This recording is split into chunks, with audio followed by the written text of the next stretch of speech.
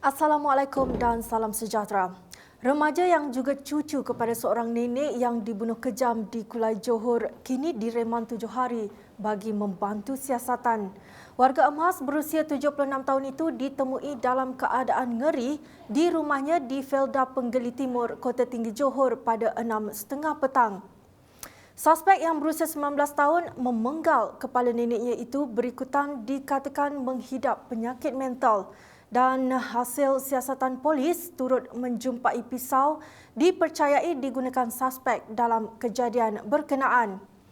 Dan dalam perkembangan lain, wanita syarat mengandung yang dijatuhkan hukuman penjara 14 hari oleh Mahkamah Magistrate Kota Baru Kelantan dikurangkan kepada 3 hari. Hukuman itu dikenakan selepas tertuduh mengaku bersalah mencuri pelbagai barangan di sebuah pasar raya pada 2009 lalu. Itu antara berita pilihan dalam kalender jenayah edisi 13 Ogos 2016. Seorang penganggur didakwa di Mahkamah Magistrate Georgetown Pulau Pinang atas 2 pertuduhan menyokong perbuatan kumpulan pengganas Daesh dan memiliki item yang berunsur perbuatan keganasan berkaitan kumpulan itu pada Mac hingga Julai lalu.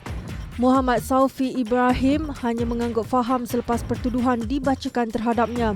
Berdasarkan pertuduhan pertama, tertuduh didakwa dalam pengetahuannya memberi sokongan kepada kumpulan pengganas IS melalui aplikasi Telegram dengan menggunakan nama Saufi Ibrahim di Pangsapuri Tanjung Bungah pada 25 Mac hingga 29 Jun lalu.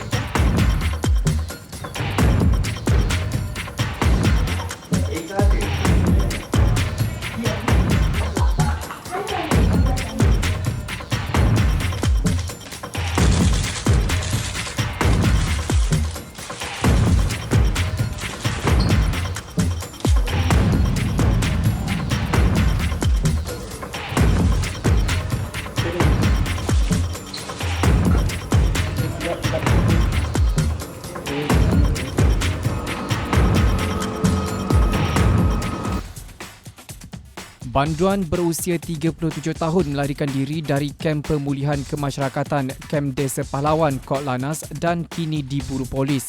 Kejadian itu disedari oleh pegawai bertugas yang kemudian cuba mencari sebelum membuat laporan di Balai Polis Kok Lannas.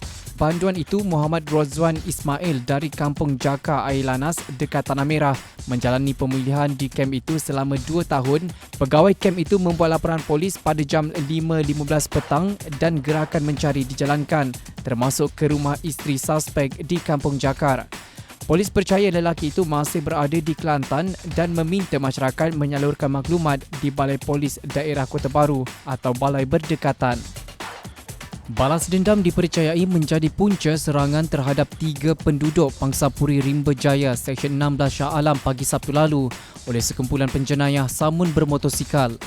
Kumpulan penjenayah itu kemudian menyerang beberapa penduduk yang berada di kawasan berkenaan dengan menggunakan pistol dan parang. Daripada serangan terbabit, seorang mangsa berusia 53 tahun terkena tembakan di pinggang, mangsa berusia 63 tahun ditetak di kepala, manakala seorang lagi mangsa berusia 22 tahun cedera pada bahagian kaki kanannya. Mangsa dilaporkan stabil dan kini menerima rawatan di Hospital Shah Alam dan Hospital Tengku Ampun Rahimah Kelang, manakala seorang lagi mangsa yang ditetak di kepala sudah dibenarkan pulang. Satu pasukan khas ditubuhkan dan polis kini sudah mengenal pasti lebih 5 suspek terbabit dalam kejadian berkenaan dan polis giat memburu mereka.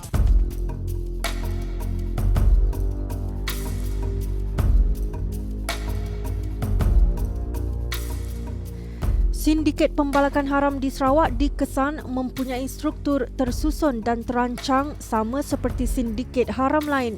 Struktur organisasi berkenaan mempunyai peranan tertentu, namun bezanya hanyalah nama ataupun peranan dimainkan setiap peringkat dalam struktur organisasi lanun rimba berkenaan.